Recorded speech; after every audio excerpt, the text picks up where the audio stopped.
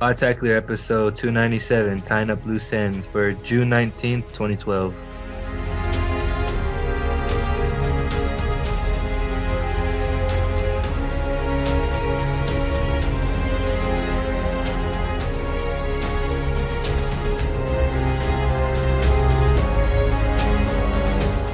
Hello, ladies and gentlemen. Welcome back to Podtacular, the unofficial Halo Universe podcast. I'm your host, Duststorm. I'm your co-host, DaftLink. And we have another community member with us to join the ranks for this podcast. We have New Era 808. And we are Tonight Entertainment. more about Daft Saxon at the end of the show. Yeah. So, Era, New Era, however you want to be called. Welcome to the show. What's up, guys? Not much. Well, I typically say the ceiling, but then I get funny looks. I never know why that is. Because, I mean, most of the time the ceiling is up, and if the ceiling isn't up, I say the sky. I get people that roll their eyes, give me funny looks. I don't know. I mean, I'm being truthful, right? Yeah, Sure. but then people can take it as being smart. No, I'm a smart person, though. Yeah. Well, being a smart ass. He's not insane. He's just ahead of the curve. No. No. Oh boy. Okay. Well, today we're going to kind of wrap up a few of the E3 stuff that has been going on. We got through most of the gameplay stuff, which is the bulk of the E3 coverage that we had. But there was a couple other things that came out, one of which was the smart glass demo that we had when they had their own smart glass presentation. And then the bulletin for this week actually addressed some of the questions that they got in from viewers over the E3 week. We have some of those kind of default non-answer back in some of these questions. The PR double talk 343. I think they did a lot better than they did for that first. A couple months ago, yeah. Yeah, they did better. How many vehicles are in the game? Some. Period. At least for that one, they only used one word instead of going on with a long, elaborate description that led to nowhere. I'd rather they, have just not even answer that question if they were just going to, basically not even answer it, But which they did. if you look at it, they're going to get that question a lot. So if they just kind of wrap it up and say, that's it, that's what we're going to say about it, then okay. I appreciate that they only took one word up instead of writing a whole elaborate paragraph that basically said, well, we're definitely we're excited to reveal to you at some point the wide variety of vehicles that we'll have for the game. Well, you see, I got you guys are gonna love it, but no, I got something about that. I was listening. So the other day, I finally got around to finally. Okay, so the Game Informer podcast, which I must say is a very good podcast. Go give it a try. A couple months ago, they had special edition podcast for Halo 4, where I think they were talking to like Josh Holmes or someone from. I think it was Josh Holmes and Frankie, wasn't it? Yeah, it was Josh Holmes. Yeah, so they had some 343 guys on the Game Informer podcast for special edition Halo 4 talk, and so I started listening to it. Finally get around to it, and it was like questions from the Game Informer community, like just users, and the staff members picked them out and read them on the show to the 343 guys. Right. And one of the questions was like, what's Forge going to be like? And Josh Holmes or whoever was Didn't we talk about this during the show that we went over all the Game Informer stuff? Maybe, but the why I'm saying this is because like Josh Holmes was like, well, Forge is definitely going to be in the game, and I can't talk much about it, but a big part of the Halo universe is creativity, and we love creativity in our community, and that's certainly an element that we're going to bring back. And I'm like, I don't need to listen to like 45 minutes of this PR double talk. Like, no thanks. Wasting my time. I want actual info. But it's not only 343 that does it. Well, I'm not singling 343 out. I mean, what was Blizzard it sucks or Rockstar? from a gamer and a fan standpoint that they would still do something like that, but no, whether it be like 343 or Blizzard or Rockstar or Bungie or Valve or anyone, I'd rule them all equally on it. Like, don't give me that nonsense. Give us actual info, or don't give us anything at all. Yeah. Well, I mean, at least if they come out and say like something short that says that we're not ready to talk about, then that's fine. Would you rather them say there's going to be some, or would you rather say Oh, we're not going to tell you. But for that question, the vehicle question, and I know this is kind of narrowing down and drilling on one question specifically, but it's questions like those where we've already seen plenty of vehicles in there already. We know that the Warthog's in there, the Ghost is in there, the Mongoose is in there. We can assume that the Wraith and the Tank are going to be in there. So some is just reaffirming what we already know, and it's basically them saying that they're not ready to tell us, which, in my opinion, I'm fine with. Because I kept it short, they kept it simple, they basically said, we're not ready to tell you anything else. It's when they go on their long, elaborate paragraphs of trying to look like they're making something or presenting something to us, but they're really not. That's BS Angel basically making a bunch of internet poetry to make it look all fancy and like. Well, and if you think about it, that's charming. her job. Is she trying to be charming or funny? Well, if you think about it, that's her job, and one of the reasons why they hired her is because of her ability to write on that level, kind of write on in that blog mentality. Because that's what she did with Holly McBlogging. We use that skill to give us actual info. Okay, here's what I think they should do. If you aren't ready to answer it, don't even say that. Just don't answer it. No one's forcing you to answer any of these questions 3, 4, 3. I don't think it's a matter of not answering. It's just a matter of how they answer it. Because, I mean, they can definitely come back and say, we're not ready to discuss this, or... So they're gonna have a whole, like, they're gonna have, like, half a Halo bulletin of, like, we're not ready to discuss this. Why are you even, like, wasting my time with reading that? Do you want... Because, I mean, if people ask the question, and if it doesn't get answered, then they might just think 343 is ignoring them. So there's a fine... Well, so yeah, there's a fine balance there between quality over quantity. And granted, right now, our opinions are there's a little more quantity than there is quality, but... Okay, here's my ideal bulletin. I would rather have a short bulletin with actual info, like questions that they're really going to give us real answers to, short bulletin, and then like at the bottom they could put everything else we're not ready to discuss.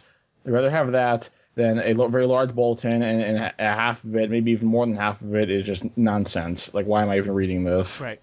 Yeah. You also have to look at the perspective we're coming from. We're podcasters. We are heavily invested in the Halo franchise, so we know a lot more details than a lot of other people out there know, and they're trying to appeal to those people as well. So if you think about it, think of the bulletin as kind of divvied up, 30% core Halo fans, 70% not necessarily hardcore. Casuals. Very casual. Just say the word. Yeah, nobody likes them. Well, cool. Cause there is a lot of hardcore fans out there for Halo, but like you can say the same for Halo, Gears, and Call of Duty. All of them have hardcore audience, but I think the bigger audience is probably the casual gamers. That's the ones that are spending. Who are the casuals who? The casuals perfect who example. Connect. Ugh. Yuck. Extremely casual. A core, or I mean, I say core, but if you think of that, Connect could be considered core. But the hardcore gamers, people like FPS players, racing players, all that, all those RTS, MMO, RPG, right, yeah. That you are relied on the controller. You cannot do all this controllerless stuff with your body and stuff. Yeah. Microsoft isn't really focusing on that market anymore. Good. And I don't know if it's going to come back to bite them in the butt or not. Wait, they're focusing on they're focusing more on hardcore now or on casual? No, casual. They're focusing on casuals? Yeah. That's horrible. Well, look at E3. Look at E3. The casual gamer who will play the game at maybe a party or a friend's house for about 30 minutes a year. They generally don't have a mic in. They're very easily swayed from franchise to franchise. But if you think about it, that's depending on which franchise is of the user base. That's the bulk of the user base. And for these companies that are having to advertise their product to get people to buy it, they have to appeal to those casual people, and that's what they're doing by answering some of these questions the way they are. That's the majority of the market is casual gamers. Yeah. I mean, hardcore gamers. If you're hardcore on a specific game, you're already a ticket that has been written off, and they're focusing on someone else. Yeah. Granted, the part where you said hardcore gamers don't want to do the connect and movement and stuff. I think that's probably why the Wii isn't really in the hardcore market at all is because the controls and stuff and Nintendo has firmly established itself as a casual platform. Mm-hmm. That's also because Wii has like no like third-party hardcore support.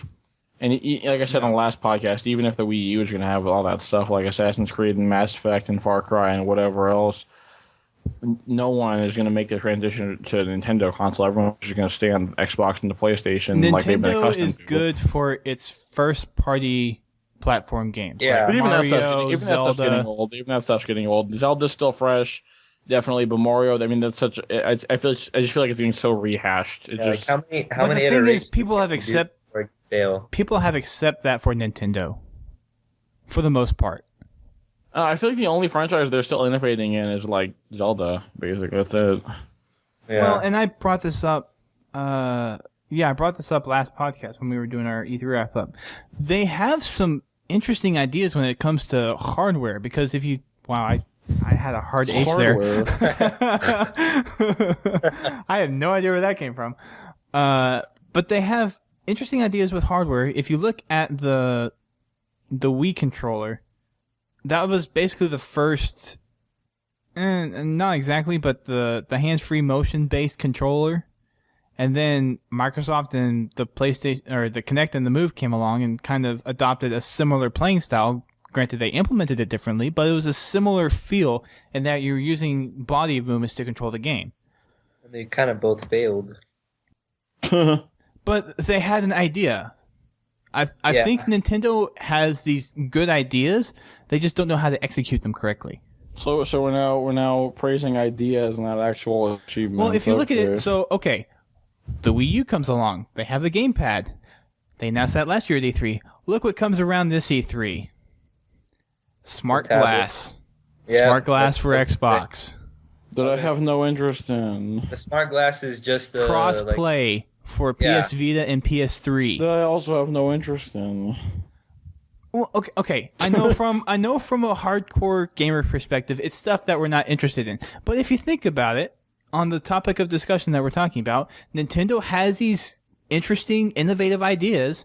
It's just that they don't put it to its full potential, and then Microsoft and Sony come by and kind of sweep the boards with it. Yeah, I will say that because Nintendo that's where the hardcore gamers are, and that's where the hardcore gamers can at least connect with it a little bit more. Yeah. I will say that the Nintendo, they do take bold risk on like innovation and stuff like that. I mean, it's going to be whoever comes up with the perfect mix of a hardcore game, like a first-person shooter or a racing game, and have that aspect built in with Kinect. The first company that's going to be able to do that is going to make bank. Yeah. Because it's going to attract the hardcore people, and it's going to attract the casual players. I think Kinect is kind of on its way with the voice control. Skyrim almost does it, because they have a lot of voice features. Yeah.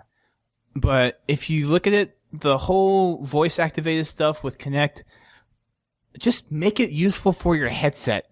I mean, there's no reason to exclude that to the Kinect just because you have the Kinect hardware. When the infrastructure is already there with your headset. But you don't understand, Dusty. They want people to go about it and buy Kinects. They're not going to give I know, it's a whole marketing thing. But if you look at it from a technology standpoint, you can easily integrate that with the headset that you already have. Yeah, of course, and they could put an internet browser on the 360, which apparently they're going to do soon, but they should do it now instead. Well, they should have done it years ago. Isn't it a little embarrassing that what is it like the console of the world's largest web browser provider does not have a web browser on it? Well, I think they have it is because it's going to kind of stop sales on like their like Windows 7 and stuff like that. The thing with having a browser on the console is vulnerabilities. Makes it easier to hack. Yeah. I've talked to like people who are like roommates or friends in college who are specialties in security, and some other people with specialties in computer security backgrounds. Browsers are the number one ways into every computer everywhere is downloading malware, and you put a browser on a console, that's going to be the number one backdoor into a lot of these things. And I think that's why Microsoft's held off, and I, in my opinion, it would have still been a good idea to keep it off the console. Mm-hmm. But now they have it on there. I hope they know what they're doing. because IE has had a very colorful history, especially with IE 6. They're kind of like they've gotten better. Seems like they were trying to almost weasel their way around actually implementing a full internet browser. Like, here, we'll give you Facebook. Well, we'll give you YouTube. Here's some parts of it. They participated in making the HTML5 standard, and in third-party tests, they've actually hit more compliance checks than some of the other major browsers like Firefox, Safari, and Opera. So, while that's still there, you have to look at vulnerabilities.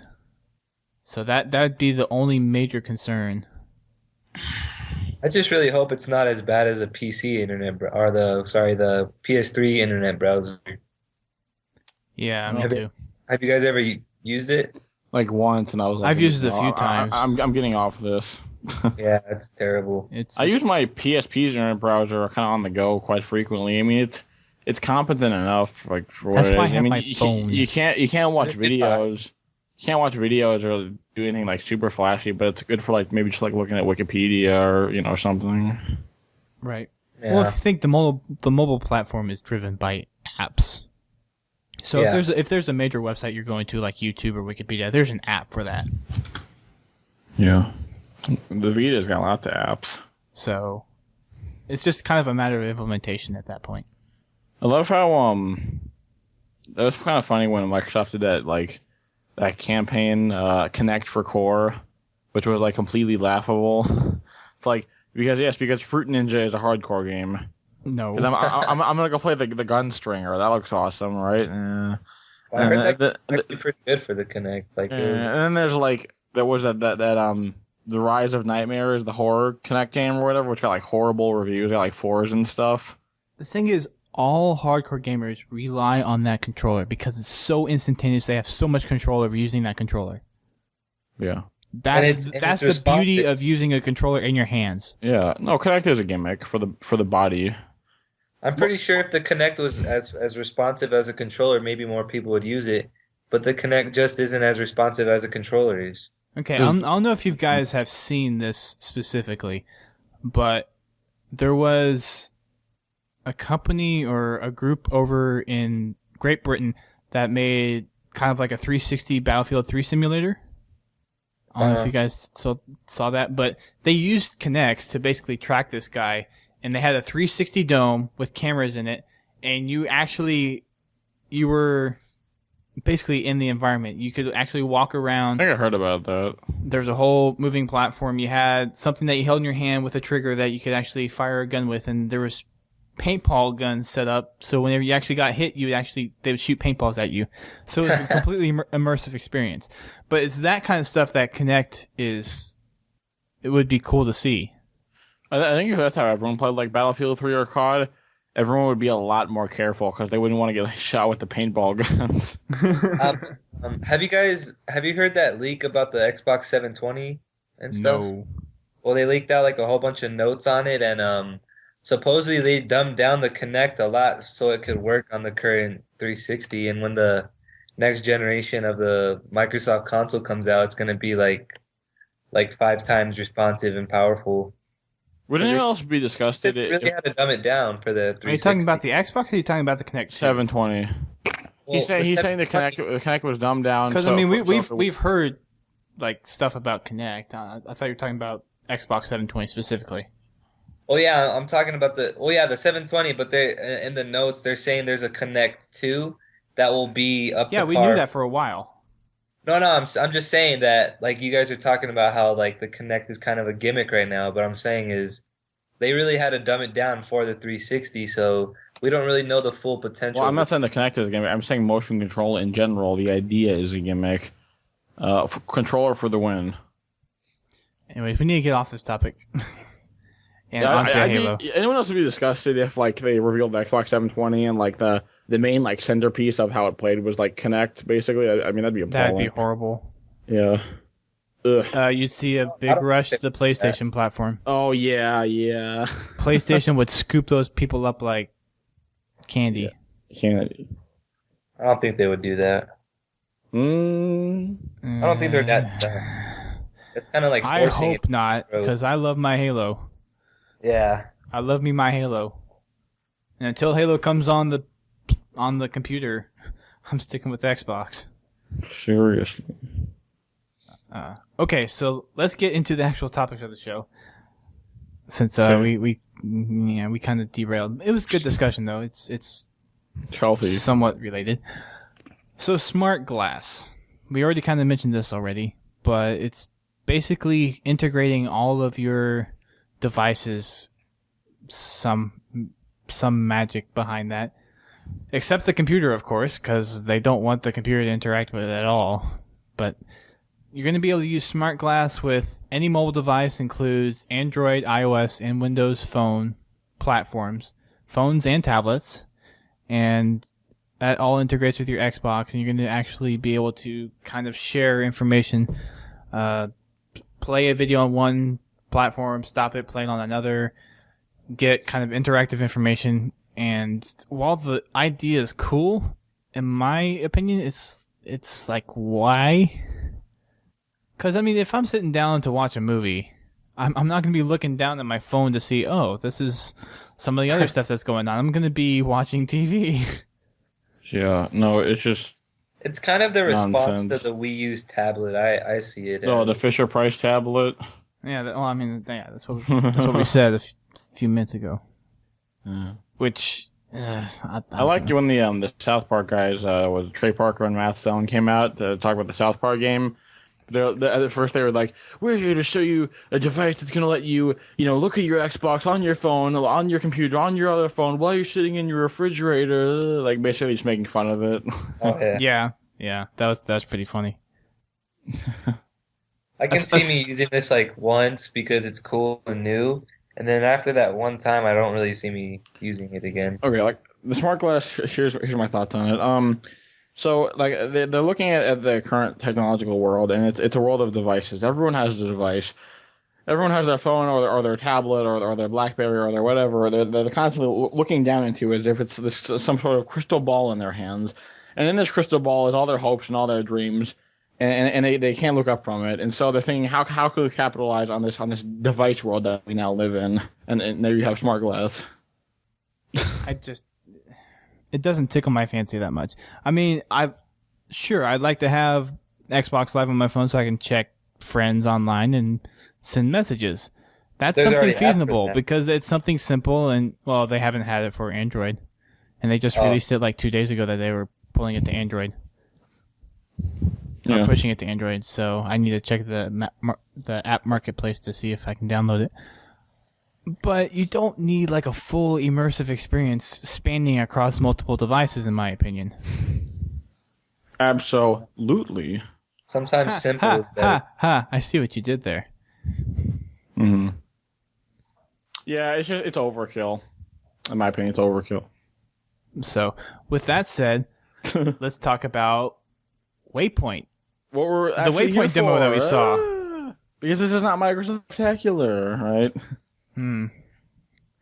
But the Waypoint demo that we saw was smart glass, with having your Spartan stats on there, was pretty cool. But the fact that you go from your Xbox saying that you have new intel, going to your tablet, then you get a game invite on your Waypoint tablet, and then you click the invite, and it controls your Xbox to save the game and go play matchmaking. My thing would be, I get the notification on the Xbox, BSNJ wants to play. Oh, click guide button. Join the game. I'm not going to say on my tablet, oh, there's someone wants me to play. I'm going to click on my tablet because that's so much faster than clicking the guide button and clicking join. I mean, yeah, the stuff they're doing is kind of cool. It's pointless, though. Well, there's a Waypoint app on the iOS already, too. It's just the coolness factor. It's like Atlas. Atlas was a cool idea. Sure. Being able to see your stuff in somewhat real time is cool. Knowing where weapon spawns, all right. If you're any level of a Halo nut that we are, you know where the weapons are. You know when they spawn. You know where your teammates are because you have that spatial recognition that you've developed over the last 10 years playing Halo. And that app is useless because you can't look at your TV screen and look down at your tablet like every 5 seconds. You die that way. There's no point. The only thing I would see Atlas useful for is competitive stuff when you can have a third party look in and see the map real time. And I've even talked to pro players about this, and they've said no, there would be no way that MLG or competitive people would use this because they've gotten so used to seeing everyone's screen and just knowing where people are. So 343, you better have something up your sleeve for Waypoint when this thing comes out, because with how you're doing cross-platform integration, sure, it's a nice little feature, but it's not functionally sound and being used by many people. In my opinion. I don't know. Do you guys agree, disagree, comments? Well, there we can go back to that casual thing again. It's probably more towards those casual people that look at it and see it on a commercial or something and say, wow, that's cool. Let me go try that out. So, but after you do that, how many people will use it for that function? I don't know, because we don't have it yet. It might be actually but useful. If you think about that, you have that function. You saw what we had on there. You could go through your Spartan loadout. You could go through your game history. You could go through your stats. You could go through your medals, and then you have this little notification area with things that come up, and you have the ticker at the bottom. It's like that stuff I would go on Waypoint between games or when I'm not playing. Yeah. That's not something I'd be doing in the middle of a game. Right. So, we'll just have to wait and see. Yeah. Interesting concepts, not really that applicable, in my opinion. I'm hoping we see something, though. Yeah. Because I do want 343 to succeed. And they had a fine showing, at least on the campaign side, at E3. Yeah. So... You guys seen that the multiplayer gameplay from the MLG website, right? Yeah. Yeah, it looks pretty good. Looks nice, although they need to fix the sounds. The sound bug. I don't know.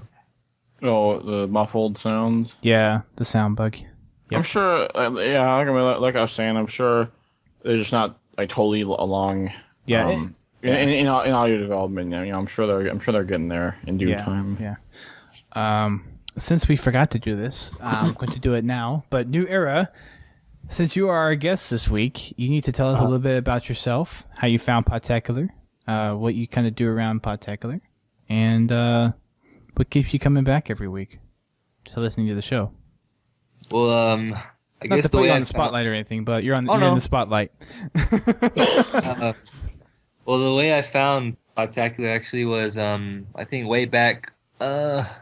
I don't know the actual year, but I had a Zune. I should say something. The big fat ones, the bricks, and I was searching the marketplace, and I saw Podtacular, and that's when Halo 3. I was a nut in Halo 3, and I clicked on it, and I watched some of their videos that they had that they would post regularly, and I listened to their podcast while I would play with like how Fuma was on it and stuff. So I don't know. That was 2007 then. Yeah, I think 07. Yeah, it was around 07. I started listening around episode 50, I think. Oh, somewhere. That might be 2006. Yeah, it was a while ago.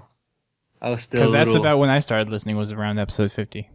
Yeah, it was around episode 50, and what I do around Podtacular, I'm on the forums quite a lot. I post stuff around there, putting gameplay footage so other people can see it, get their thoughts around, and yeah, and what keeps me coming back every week is you guys just give good feedback on Halo. There's not a lot of I can't really find a lot of hardcore Halo fans out there. Well, over here where I'm living now, so yeah. Which is like the safest city in the U.S. You claim, right? Well, it is actually. You can Google it if you want. Wait, where do you live? El Paso, Texas, at the. Oh, that's right. Safest place in. There's lots of bars, so it is really safe, right? I swear to God, if you look on Google, put safest city in U.S., it will pop up. I'm gonna Google that right now. Safest city. I was about to, but I'm gonna let Daph do in it. America. Forbes. Let's see this. So, have you gone by other names on Podtacular, or have you just not? Because I really didn't recognize your name before. Or have you just never signed up on the forums? Oh, I had a forum, like, I was on the forums, like, a year ago, but I actually forgot my login, so I just recently started posting on the forums. You know, that's when you click forgot your password, right? I don't know, it was on another email account. It's okay, we're having a new forum coming out in like 2 months anyways. Well, yeah, I'm on the forums right now. I'm posting. Yeah, 2 months, right after spring break, right, Dusty? You know what? You can shut up now. I've been making little progress here and there. Right. There's not enough time in the day. Right. I just need like a week vacation to do Podtacular stuff, and then a week vacation to do like Pod TV stuff, and then a week vacation to do some other stuff. Not enough time to do stuff.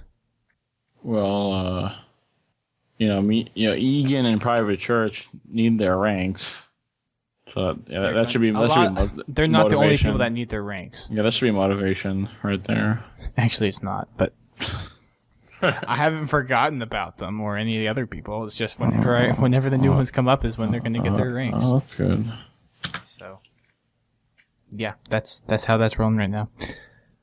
So the bulletin came out on the 13th, which was a little more than almost a week ago. We're recording on the 19th. So a lot of the questions were answered. A lot of questions were not answered. So I've asked these guys to pick up a couple of questions that they want to cover. But there's a couple of ones that I want to kind of nail down real quick. One of them is this one from Cypress Smurf, and this is on the bulletin. So, how does the join in progress feature work in Halo 4 multiplayer? If we join during the game, will everyone's screen go black, or will the game stop in any way to compensate the change? Are there any certain restrictions on how the new feature works? And at what point in the game do we enter beginning, middle, or end? The reply to that is you will enter join in progress based on the playlist parameters, which will vary from do not join in progress to join at any time. So if you think about it, anything that's probably ranked, you're not going to be able to join in progress. Anything that's social, like Big Team or Infection, you're probably going to be able to join in. Yeah. And I would assume that they're not going to stop the game, because if you think about how custom games work, if people come in, the game usually doesn't stop. Yeah. Unless the person coming in decides to somehow change the host to that person that just joined for some odd reason. That's the only time you should get black screen. I think it's a good thing that they're integrating that, because usually when you play big teams, people start leaving or quitting, and the game will probably be like 8 on like 2, and it's just the game just gets boring. So I think it's a good thing. Yeah, I think it should be pretty much welcomed. The only thing is, I think I'm not exactly sure how this works, but whenever you reach a max limit of people like playing, I don't know if other people can come in. So say if there's 14 people in a party of 16, but there were 2 people in there that left, if someone new can come in and fill that spot. I'm assuming you can do that. I just don't know how the other people that were in the game would they just drop off the list. I'm not exactly sure how that would work. Yeah. And this doesn't specify necessarily joining back in or having new people come and join in. So there's still some questions there to be answered on that one that we don't have specific answers to. Yeah. I think it's a good idea though. Yeah, it is. So, where's this Forge one? I forget where it is. Oh, okay, so here's one. Here's the Forge one. Will Halo 4's Forge have themed Forge maps with greater Forge palette as to prevent the problem that Halo Reach had with all of its maps looking like gray Forerunner buildings? Majestic. That sounds like a question that we've asked on here many times. The response to that is Halo 4 Forge, like all aspects of the game, will have significant improvements, changes, and or overhauls. We will be talking about those later this summer. I will, however, ask people to retain some semblance of dignity when imagining infinite tools that allow them to build a universe from scratch. To be clear, this will be a significant improvement in functionality and results, but it will continue the tradition of Forge's ease of use, scale, and scope, but it also won't be a buzzkill. So basically you're saying like it'll be really in-depth and complex and amazing, but for a console. Nowhere near what it could be if it was on PC. Yeah. Much like Minecraft, if you guys ever played it. Well, nothing is ever going to be as good as it can be on PC. Mm-hmm. Because PC just have so many tools at your disposal. And I'm not like smacking the Xbox down and favoring the PC. I want Halo to be on Xbox. I'm just kind of stating facts. Yeah. Partly because mods. You can't really have mods on the 360.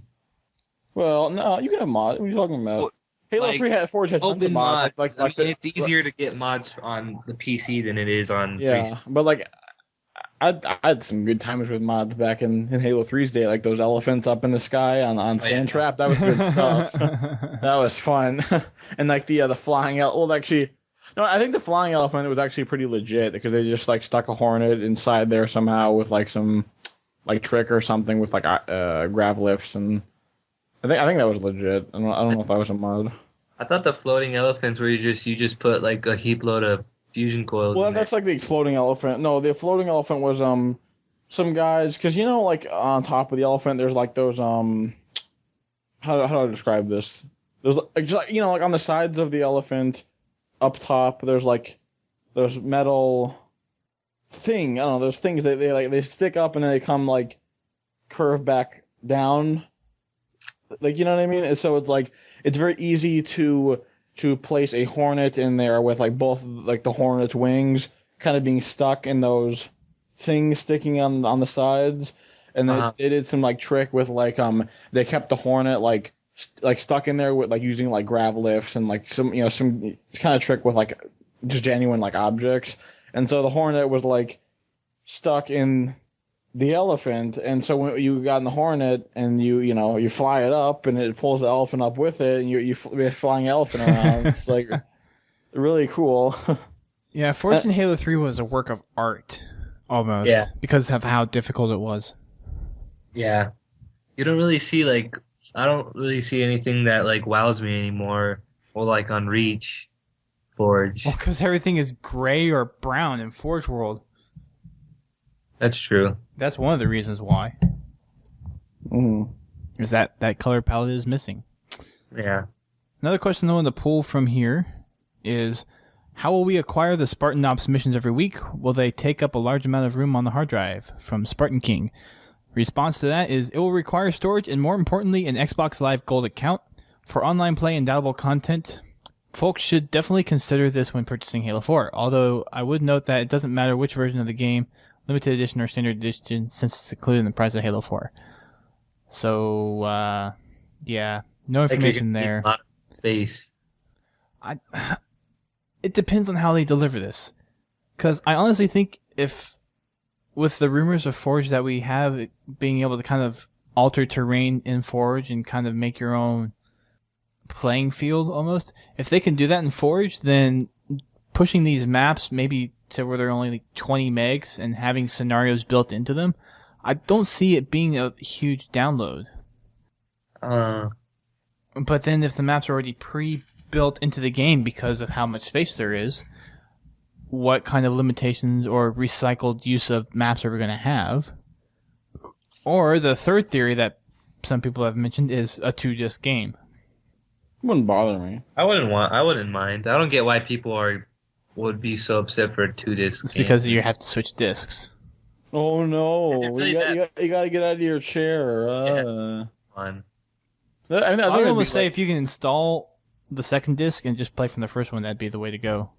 I'd rather have a second disc than have like 5 or 6 gigs of Halo Spartan Ops on my. So how would 2 discs works? Would disc 1 be campaign, and then disc 2 is all multiplayer, meaning like matchmaking, theater, Forge, customs, etc. How would that work? You think? It wouldn't surprise me. Like the ODST. Yeah, that's a good point. Yeah. Like because with the campaign, I mean that's a lot to load. Like I remember when I first played, especially if you look at how much detail was in the demo that we got. I mean, yeah. that thing looked pretty. Yeah. Yeah. I mean, oh my gosh. I remember like when I first played the multiplayer disc that came with ODST. It's like, wow, this all loads so fast now because it doesn't have to load the campaign stuff. Yeah. Right. I think that's how they should do it, honestly. Yeah, Battlefield 3 does it like perfectly fine.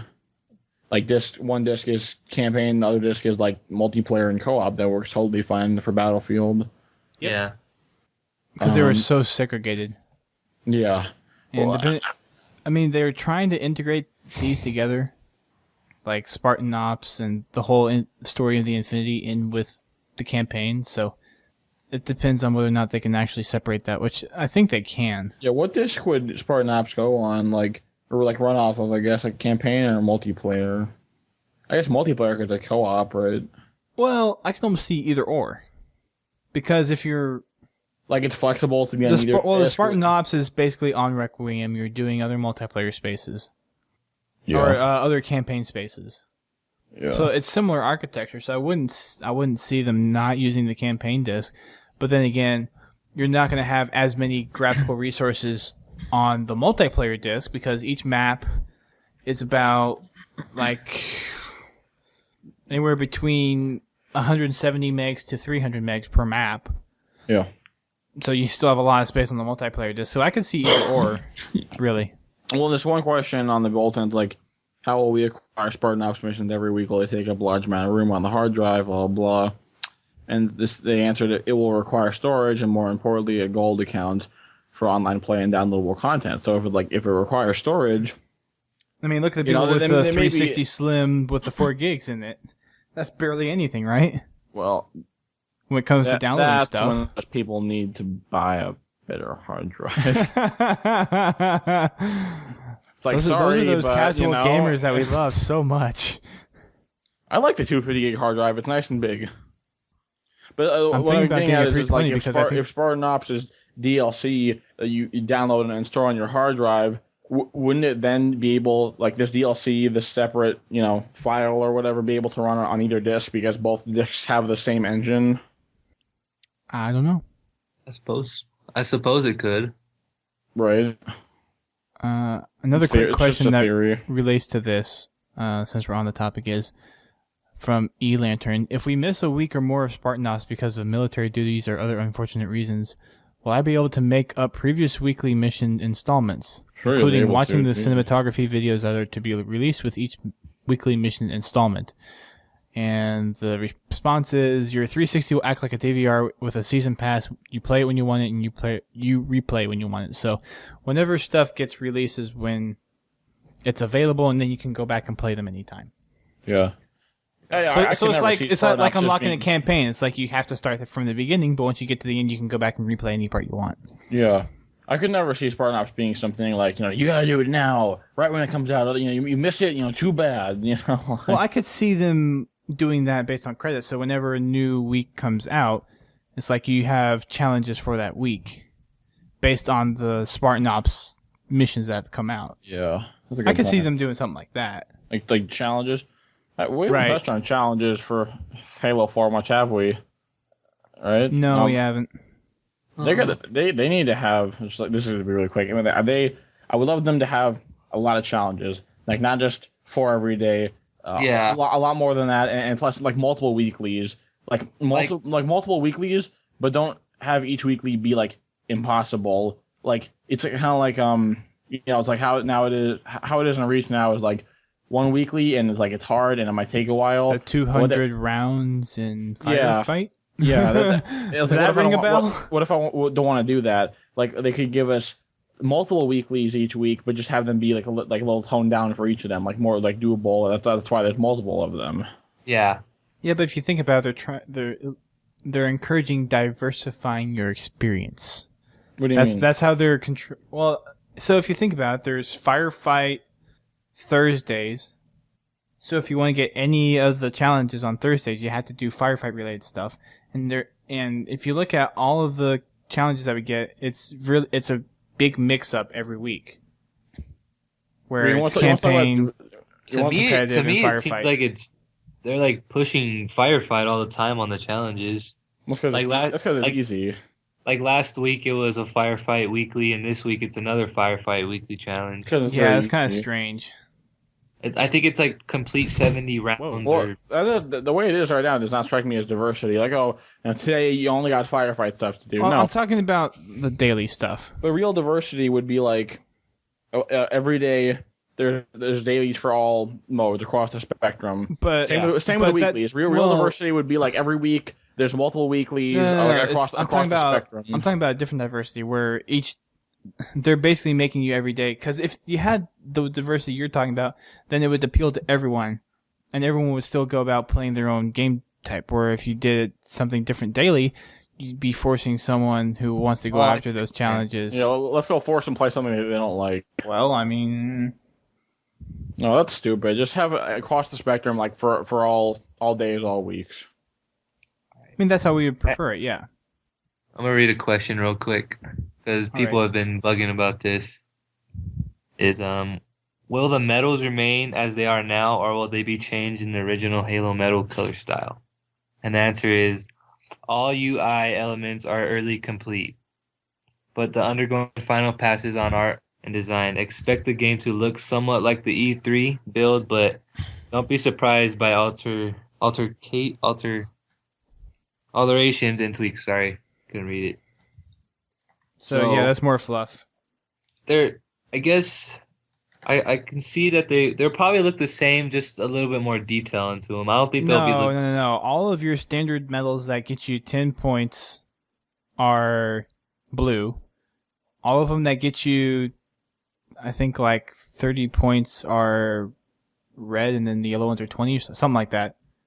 So you have one question that you want to get to, Era?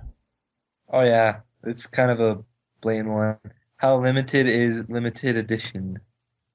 And the answer to that is, we are producing significantly less copies of Halo 4 limited edition than previous Halo releases, though a small percentage of the total manufactured units. So one of the things for this is, if you look at the limited editions in the past, they haven't been really limited.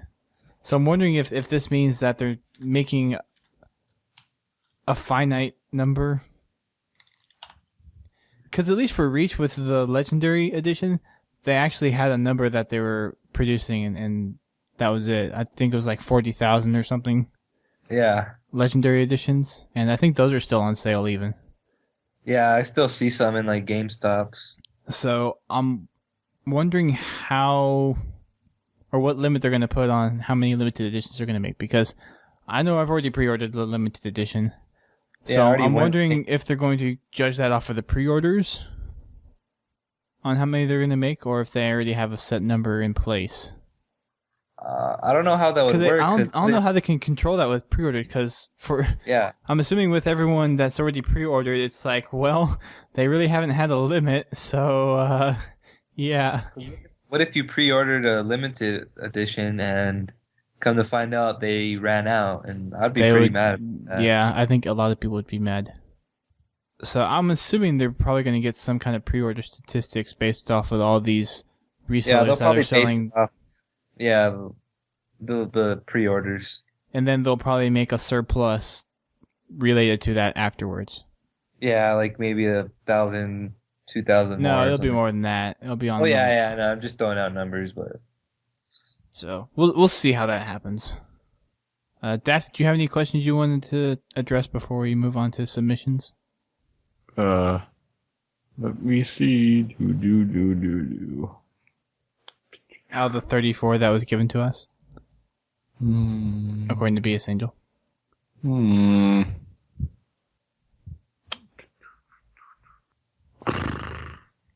Oh, yeah.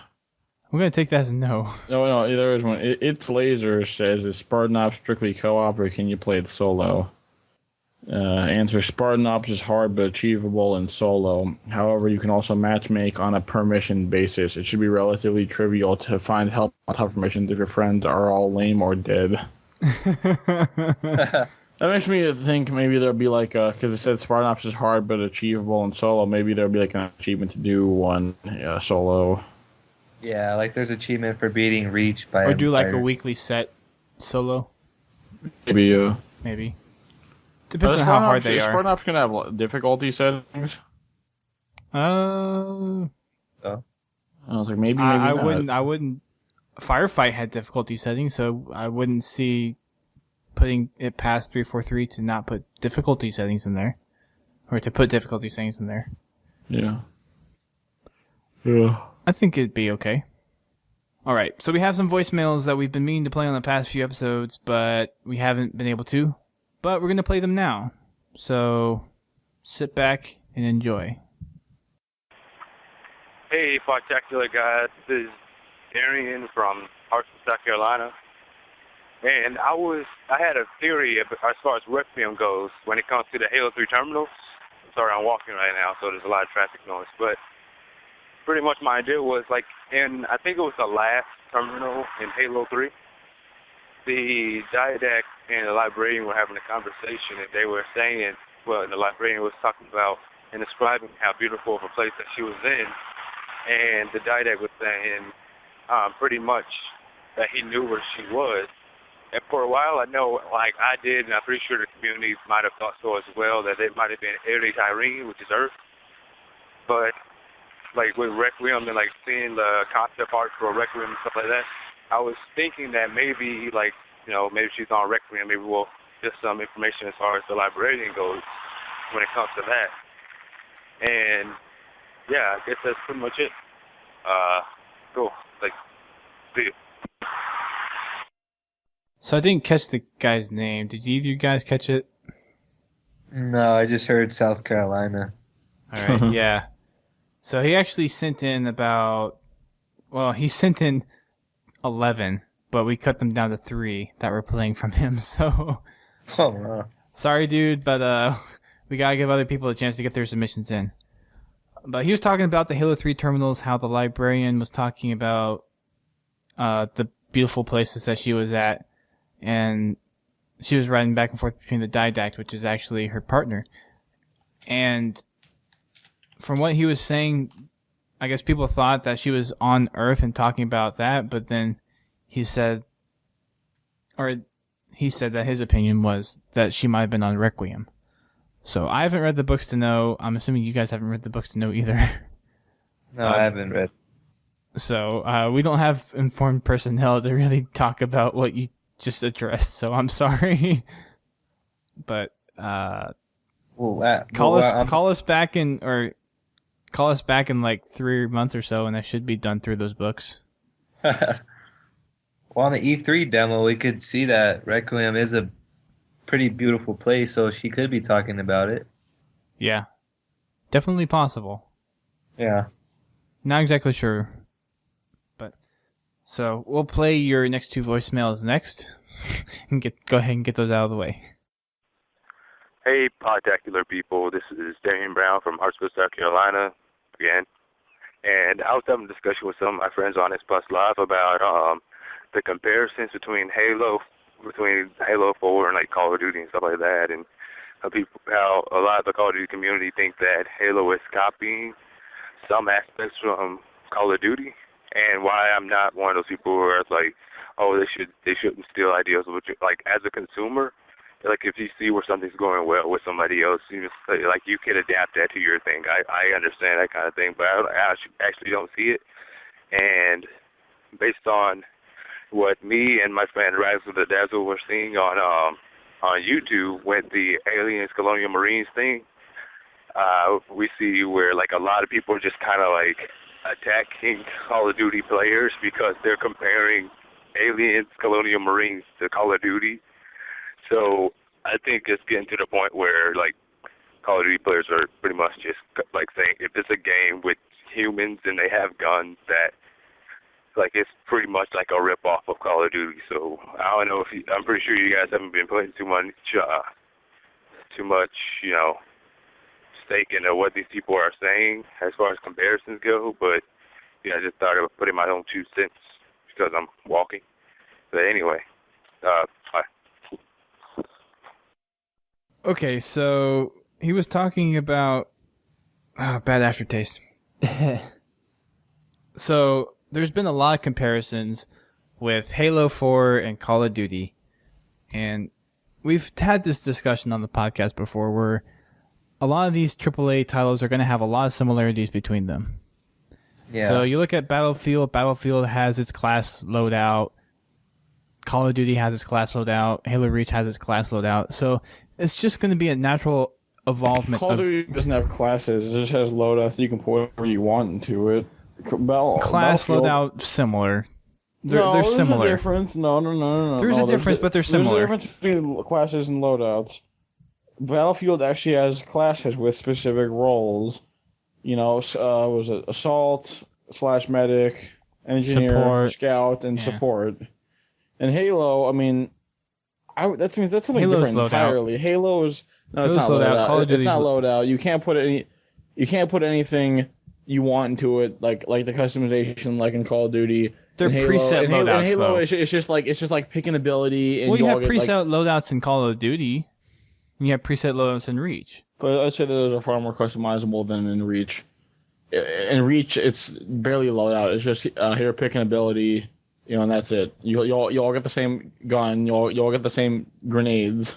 And like a lot of people are crying that Halo 4, everyone's gonna have sprint, but everyone's gonna already have sprint. But I think it's a good thing because that's a natural evolution if you look at it though. And it's being a modern FPS with that one. It frees up all the other abilities that you can use because in Reach, a lot of the other abilities got kind of outshined by sprint because mostly everybody used sprint. So now you'll see a diversity of abilities on when you're playing now. Yeah, like in Battlefield. In Battlefield, everyone has sprint and it works out just fine. And if you think about it, sprint just works for a super soldier.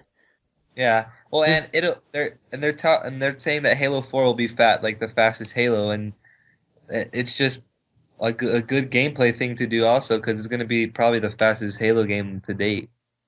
Yeah. So, aren't they tweaking like jump height and everything too? I mean, they're still tweaking it. It's not the final product, but I'd assume so. Yeah. They're making them like jump higher and move faster and everything. So. Thank you for reminding me of Halo 3. I forgot some. No. I now remember something that I forgot to say earlier. Let me say this really quick. When you meant that question in the bulletin about the Forge palette and all that, Halo 4 needs to be like Halo 3 in the aspect of maps. They need to go back to having a very large number of completely original organic maps, just like in Halo 3. I believe that number of maps, if not more. That has to be what they're doing, though. Like original, organic, like none of this, like no more Forge World. I mean, like have a Forge World with a colorful palette, but then also have separately original organic maps that are not straight out of the campaign. That they're their own creations. They're not going to make the same mistake of pulling maps out of the campaign. Yeah. I can tell you already, they're not going to make that mistake. Hopefully. Just do what Halo 3 did, original organic maps. Yep. Not from the game. And you see some influence from the campaign in some of the maps. I mean, if you look at Construct, you can see where it is, or where it could be played in the campaign, but it's an original play area. Yeah, it's like that area at the end of the Ark where you fight all those brutes and stuff. Right. Yeah. Yeah. So I don't think, in terms of comparing Halo Call of Duty, it's inevitable. People are going to do it, but I don't think it's anything to worry about. Yeah. Or be upset over. That's just the natural evolution of games at this point for first-person shooters, is people are going to take the best ideas from a variety of sources and integrate it in with their stuff. Because that's just how it works. It's just being modern FPS. But let's get on to this person's last one. And it sounded like his name was Dane Brown, something like that. Yeah. So let's go ahead and play his last one. Hey, Podtacular, this is Zach3 from the forums, and I was just listening to your E3 2012 discussion about Halo 4, primarily about the Promethean vision, and my thoughts on why it was called the visor and why there was no discernible time limit on it as compared to an armorability would be in Halo 4 multiplayer. My thoughts on it would be I'm a little out of breath, I'm not gonna lie. But my thoughts on it would be like kind of like how Assassin's Creed was. Like their multiplayer, how it was just called Eagle Vision in the campaign, but how it's called Templar Vision in the multiplayer, and how when you did Eagle Vision in the campaign, then there was no like this time limit you could do. You can play the whole game in like freaking like Eagle Vision if you wanted to, but multiplayer had like a cooldown period and stuff like that, and that's how I imagine Halo 4. So yeah, that's just my thoughts. All right, bye. All right, so we already have confirmed that the vision that was used in the campaign demo was in fact Promethean vision. Frankie came out and said that publicly. So I don't think we're going to see any like different names for the armor abilities between the multiplayer and the campaign. We haven't seen them that way in the past. I don't see why we'd see them that way now. I think you just said that because in the demo, Cortana said, what did she say, visor mode? Yeah, she said activating visor mode. But Frankie did come out and say that was Promethean vision. Yeah.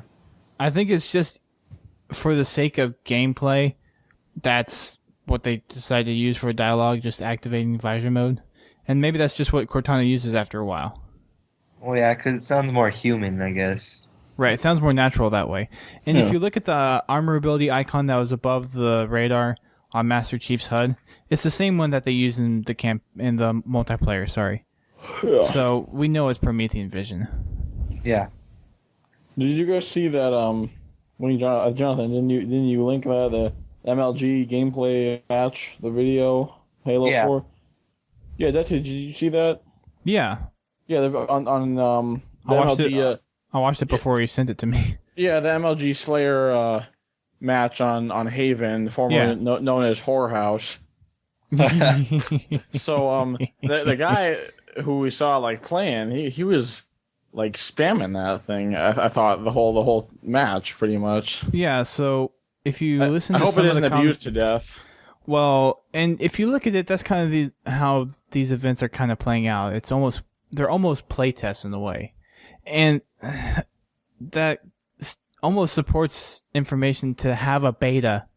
And they're probably going to do a closed beta. I bet that's what they're going to do. They're not going to do an open beta. They're going to do a closed beta, which we may or may not be a part of. We'll see.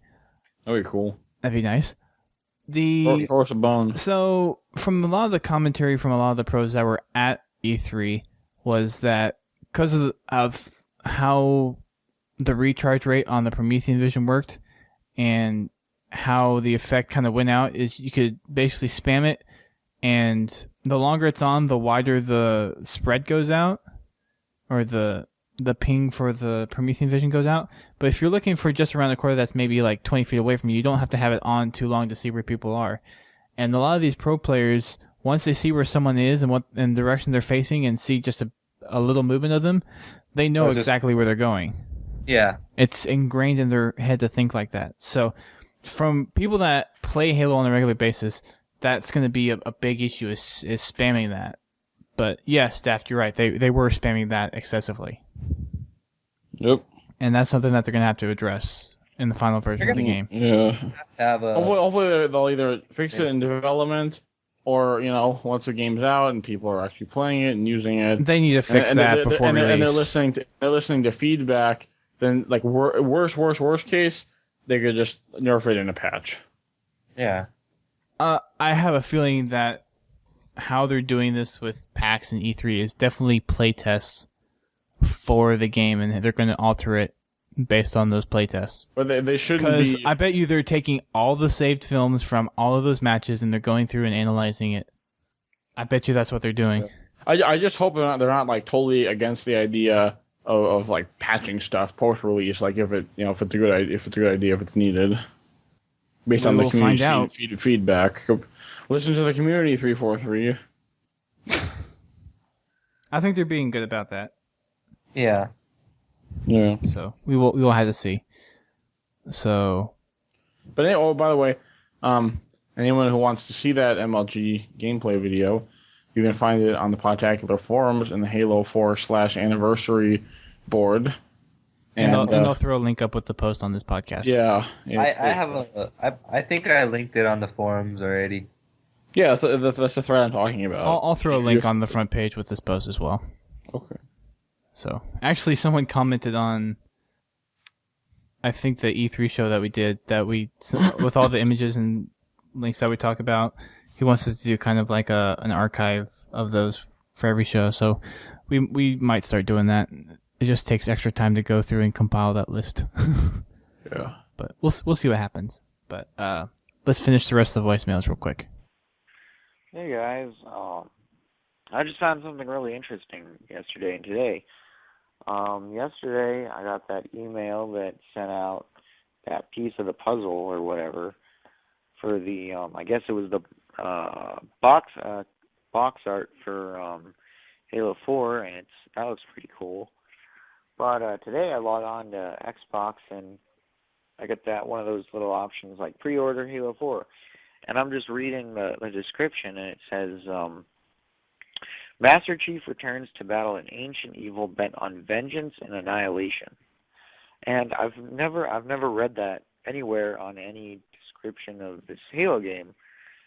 So, vengeance is very specific, so I'm just wondering if it's vengeance against humanity or vengeance against just the galaxy, but most likely it's humanity. So whoever wants to kill humanity, that's probably who we're going to be facing against. So, yeah, love the podcast, and talk to you later. So, that was, for the most part, I think, vengeance is kind of a strong word. We haven't seen that really anywhere else, have we? Vengeance? It wasn't really mentioned at E3 or focused on. All it really they push is an ancient evil will arise. Yeah, they didn't say anything. So he said that this was a description on the Xbox dashboard for pre-ordering Halo 4. So we know that the Didact had some issues with humans in the past. Yeah. But then, and don't quote me on this because I haven't read the books, but from people that I've talked to and stuff I've looked up, he kind of turned for the humans instead. But then there's this other Forerunner mendicant bias. So we don't know. Yeah, vengeance could mean a lot in this case. Yeah. Oh, by the way, I love how these awesome screenshots on the Halo Bulletin only have 2 wallpaper resolutions. Thanks for that. 343. Well, most of them you can already find in the screenshot gallery. Where is that? If you go to Halo 4 and then do screenshots. So they're standard HD resolutions anyways. 720 and 1080. But no surprise there. Thanks, Deathstorm. Thanks. Wow. On that note, let's play our next one. Hello, Podtacular. I listened to your previous podcast, and it was talking about the trailer, and I've seen the trailer, and I actually know what's going on. Okay, I'm going to put a tag here. This is a spoiler. Spoiler. I mean, big time. On the second book of the Forerunner saga, they show a monitor taking over a ship. Now, I wish I could tell you this monitor, but this monitor is very close to the Didact itself, even though the Didact is supposedly supposed to be dead. And I guess I know more, but I'm not going to review any more. I think you should read the Forerunner saga. It's for both books. It's really an enlightenment of understanding. So check it out. Bye. Planning on reading it. Getting there, slowly but surely. So I haven't heard anything about a monitor taking over a ship before. I haven't either. He said that this monitor was close to the Didact. I'm also assuming that these Forerunner books are taking place in the past, way back in the past, so we don't know kind of how applicable it is to human vessels, because the humans are the reclaimers. In the eyes of the Forerunners, they are kind of the successors. Yeah. So how that plays into the whole reality of Halo, the Halo universe, is kind of still of a mystery to us at this point. And until we, like, it's an interesting little factoid right there that you see monitors taking over ships. I would assume that during wartime, though, they would be tasked to do such a thing, but we're not really in war per se, or we don't know for sure if we are at war with this new enemy yet. But I think that's something that remains to be discussed later. And then we have this last email, which I'm not sure how this got to us or where it came from, but go ahead and listen for your enjoyment. My name is, and I'm calling. Hold on, just a second here. To update my reminder for the calendar. The date for reminder is Thursday, June the 7th, 2012. So, this is June the 8th. Is it too late to do that? I sure would like to have it done. Please give me a call at, I think that's right. I thank you very, very much. Bye for now. But it was pretty funny nonetheless. And the number that she left, which we bleeped out, is actually not even the number that she called from. So, did you guys hear the grandfather clock in the background going off? Yes. Yeah. I thought that was funny. Anyways, those are the voicemails that we had for this week. Thank you guys for sending those in. If you want to leave a voicemail for us, or kind of tell us some funny Halo thing that happened to you, it could be anything that's related to the books. It could be anything that's related to a funny tale that you have, or maybe some custom games that you've developed or maps that you've worked on. Feel free to call us. Our voicemail number is 206-339-6937, and leave about a minute and a half clip. Also, if you want a little bit better audio quality than the calling, you can actually send us an MP3 attachment with your recording. You can do that with Audacity, you can do that with Goldwave, or however you want to record your audio. Just make sure it's kind of under 2 minutes. A minute and a half is kind of the optimal length that we play on the show. So you can do either the voicemail, or you can send us an MP3, and we'll play it on the show. Send them in. Send them. So a little tidbit that we haven't addressed yet, which I'm kind of surprised that I haven't brought up yet. But today, as of this recording, the file share functionality on the website Waypoint is now live. Woo! So you can go on to anyone's Halo Reach profile, go to their file share, and you can actually download to Xbox through the website. So that's going to make things a lot easier now as opposed to how it was without the file share. So all that functionality that was on Bungie.net for downloading files to your Xbox, linking to files, is now available on Halo Waypoint. And I will be putting up a video probably the day this gets released, which hopefully is tomorrow, as of this recording. So cool. Make sure you check that out. Make sure you check out your file share. Start uploading stuff you want to share with your people.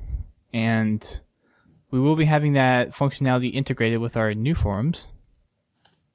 That's going to be one of the features. But yeah, after spring break. I don't know, just check back regularly on the beta forums. You never know what you might see. Hint, hint, nudge, nudge. We have a few submissions that we have to wrap up some of the E3 stuff. I think actually one of them is just E3 related. The other ones are kind of just random. But we have a few, and we're going to go ahead and read through those now. So, Daft, I don't know if you want to take the really long one. I don't feel like burdening Arrow with the long one, so I figured I'd give him the middle one.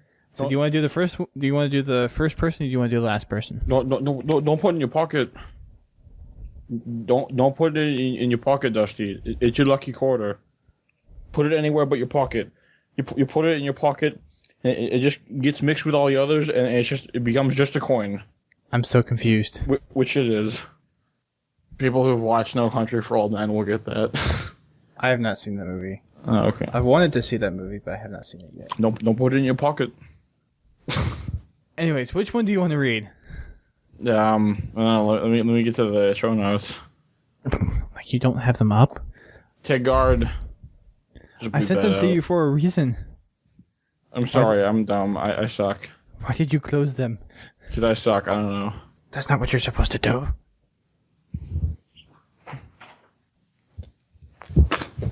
So which one do you want me to read? You can either pick the Capoeism or Zoltan. Capoeism? You mean Cap Awesome? Oh, I suck. Yeah, that one. Cap Awesome or Zoltan. Capoeism. So wait, you want me to read all of his? Yeah, but you can either do both of those or. He says one in brackets. That's his first submission. And I know he has two of them. So Cap Awesome 9870 says, I know that there's not much information about the Forge in Halo 4, but when more information comes out, could you do a Podtacular or two things? We sure will do that, absolutely. We will be doing that, yes. 2 in brackets. I know what game type you could have for your Ying Bell. The main problem is that it's currently not available in Halo game types, so it'll have to be released for 343i and for Halo Reach, or I'm not going to release in Reach, or Halo 4. My game type is actually a variant of the kid game Red Rover. Send XXX right over. Yeah, so it's Red Rover send so many people over. And Infection. My variant will support 2-day teams best for 4. Each time you kill someone, that person will be sent over to your team. And if you die, you are sent to that person's team. Should even work if the last man standing sticks someone and then dies. Then the person he stuck spawns as the team that just killed him, making the last few kill that take the longest. I'm hoping that you, the Podtacular team in brackets, could use your clout with 343i. Oh yeah, our clout, right. To get this game type started and hopefully released with Halo 4. Please email me if questions about my idea or need someone on the Forge in Halo Reach or upcoming Forge 3. Thanks. Well, we'll use our clout with them to get this Ying Bell going in the game. I guess I kind of see what he's looking at. So it's almost like an infection where you can swap back and forth between teams. That could work. To leapfrog. I'm not.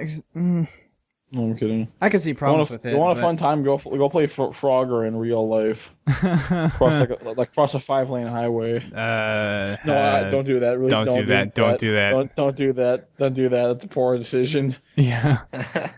Joke. All right. Don't do that. Era, do you want to read Redeemed Spartan? Sure. All right. This question comes from Redeemed Spartan 05. Hey guys, so there seems to be a lot of discussion on who Cortana is talking to at the end of Halo 4's demo. She appeared to be on the Infinity, so I think maybe the ship was going to leave Chief because he went on a suicide mission and Cortana doesn't want to leave him behind. Just a suggestion that I haven't heard talked about yet. Keep up the good work. So my initial thought is, whatever this ancient evil is, whether it's the Didact, Mendicant Bias, or some other Forerunner person, I have a feeling Cortana is talking to that person, preventing that ancient evil from leaving Requiem. Yeah. That's my gut instinct. And I know there's the clip at the end of the campaign demo where Chief is holding Cortana's data chip. I'm not exactly sure what that means. It could mean a lot of things. It could just be Chief is down for something and it's just a really dramatic scene. It's lacking a lot of context, so that could mean a number of things. There's the other theory that she could be it's part of her rampancy. She's talking about the chief or something. I have a feeling it's probably this ancient evil, though, that's basically taken over Requiem. Because so with the live action part of the demo that came before the demo gameplay, whenever you see the sweep go off, you see the symbol for this. I want to keep on saying, yeah. Can we call it something else? Because that's just hard to say. This new enemy. Wait, what's hard to whatever. say? Just saying ancient evil every time sounds a little cliche. Ancient evil. But anyway, this ancient evil, the symbol for this ancient evil pops up on the screens in the Infinity. So it's definitely trying to take over. And if Cortana's on the Infinity and trying to battle with this ancient evil that's taking over the ship, she might just be battling for the life of the ship and trying to prevent this ancient evil. It's getting repetitive, really repetitive. From leaving Requiem. Yeah. That's my thought on it. Sure. That's a pretty good speculation that he made, though. It's definitely an interesting one. Yeah. Chief going on a suicide mission? I'm not sure about that, because, I mean, you Spartans, they're going on suicide missions all the time, so it's not kind of out of the ordinary. Yeah. But we've seen Chief leave Cortana behind before. So I think maybe that's what he's talking about, where Chief just leaves Cortana. Anyways, last submission that we have for the night, and I'll wrap up the show with, is from Zoltan. He writes in, I've been listening for about 6 months now, but mainly got hooked when Halo 4 info started being revealed in the beginning of March. So recently I read on one of the bulletins that there will be a total of 10 maps at launch shipping with Halo 4. Doesn't that seem a little low? Granted, we haven't seen what 343 plans to do with Halo 4 Forge, but as of now, I'm a little disappointed. I was hoping for around 12 maps at launch. Didn't it say 10 maps with DLC? Yeah. I don't think it said 10 maps at the start. I think it said 10 maps total with DLC. Oh, so you're saying the DLC will come with 10 maps total. So the 3 map packs that you get free access to with the limited edition is a total of 10 maps spanned over 3 map packs. Yeah, because launching a game with only 10 maps for Halo seems pretty small. So I think it's called Reach. Well, in his next sentence, he says, Halo Reach shipped with 8 maps at launch, one of them being Forge World. Let's look at these 2 Invasion maps, which meant not only did Invasion get old fast because it was only 2 maps, but that also means just 5 maps for standard 4v4 maps. Forge World maps with the same repetitive color palette and geometry swallowed the majority of the map selection and made Reach have a lot less staying power than Halo 3, which had supreme maps. And some of Halo 3's maps were more versatile and could appear in 4v4 and 8v8. Valhalla, for example.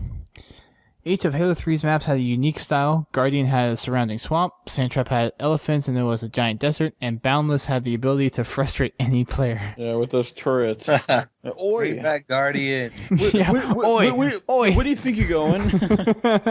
I love that little machine. Yeah, no, you're not. Yeah, you better run.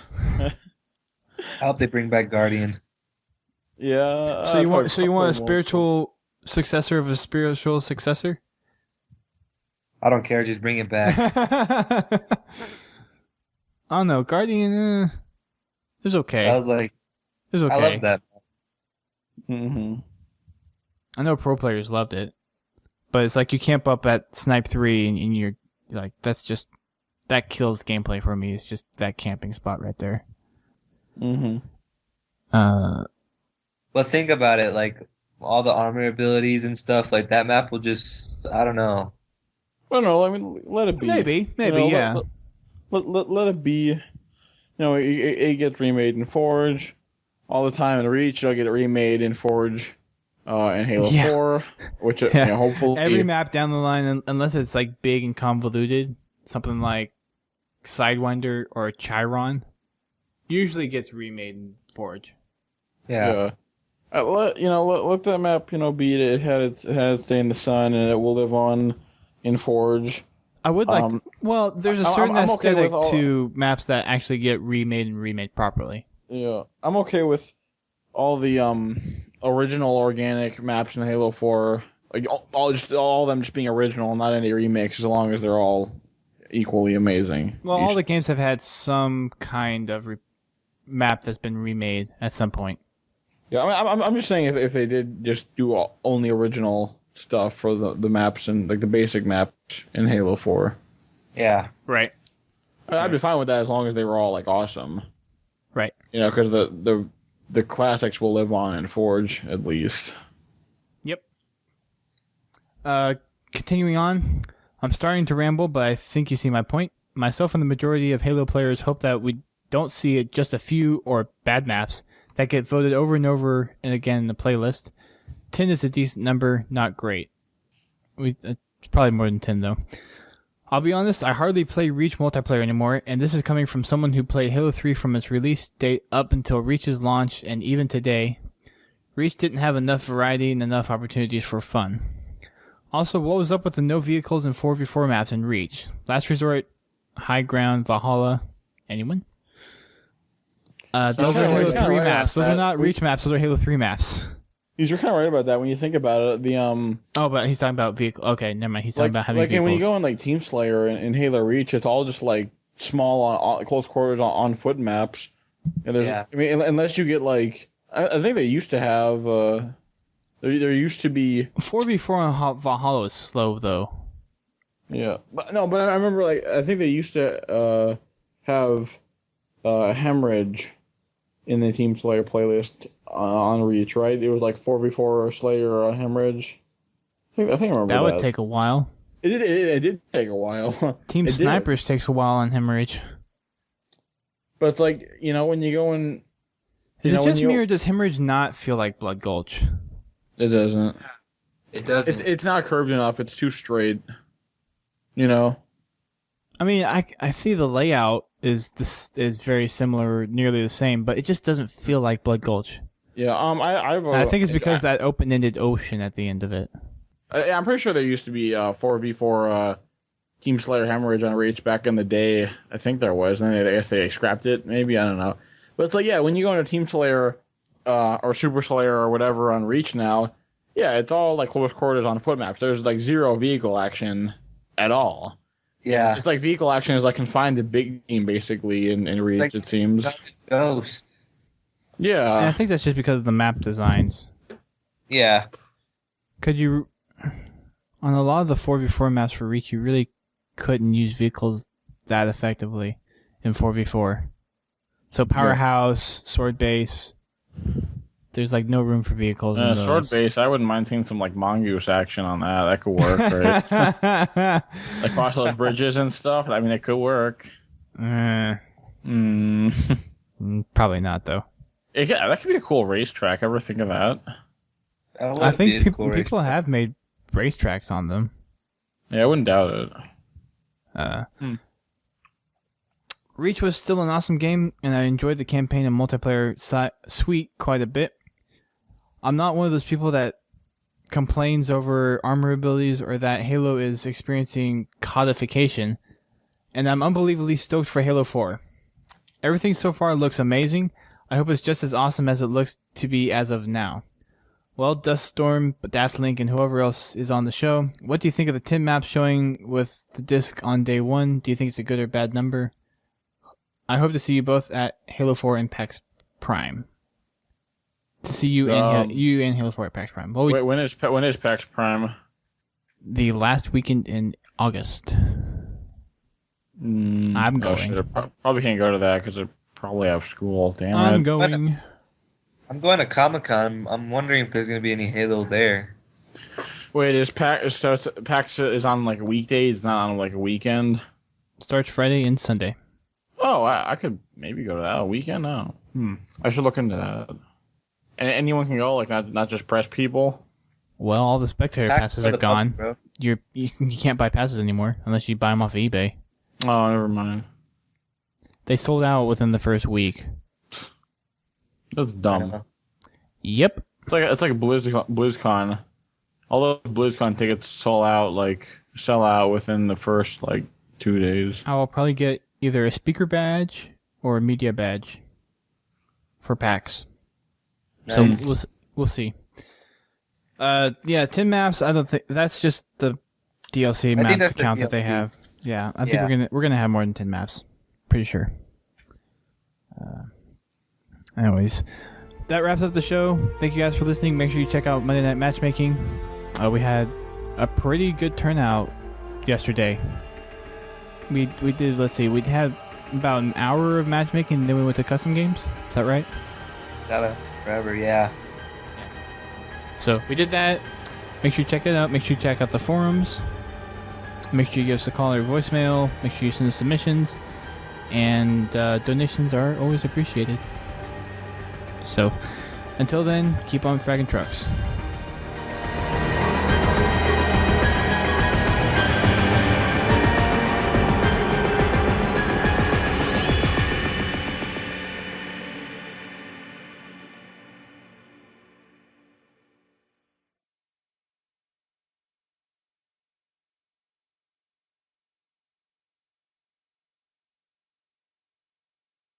Dusty, let's wind the clocks back a year. These cops and lawyers wouldn't dare cross any of you. I mean, what happened? Your balls drop off? You see, a guy like me, freak. Listen, I know why you choose to have your little group therapy sessions in broad daylight. And I know why you're afraid of out at night. The Batman. He says it really weird. He's like, Batman. You do that way too well. Thank you. I might have to throw that in there somewhere. All right, I got it. All right, let's get this started. Dent, he's just the beginning.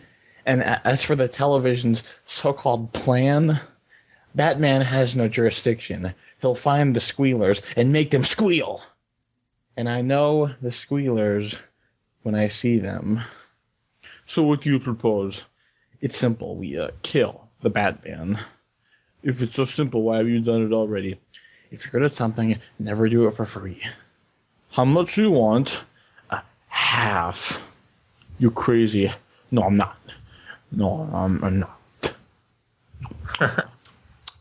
If we don't deal with this now, soon little Gamble here won't be able to get a nickel for his grandma.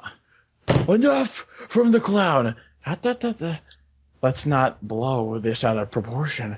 You think you can just steal from us and walk away? Yeah. I'm putting the word out. 500 for this clown dead, 1 million alive, so I can teach him some manners first. All right, well, you guys are ready to take things a little more seriously. Here's my card. Bravo. Thank you. Dang it, now I want to go watch that movie. Try to kill me. Kill you? Why would I want to kill you? What would I do without you? Go back to ripping off mob bosses? No. You complete me. Wow. That is freaky. You're garbage. You're garbage to kill for money. Don't talk like you're one of them. You're not. Even if you like to be. You see, to them, you're just a freak. Good stuff, huh, guys? Wow. You're the reason you gotta put that in like at the end or something, like outtakes I or will. something. No, Yeah. it's definitely going in now. Oh, all right.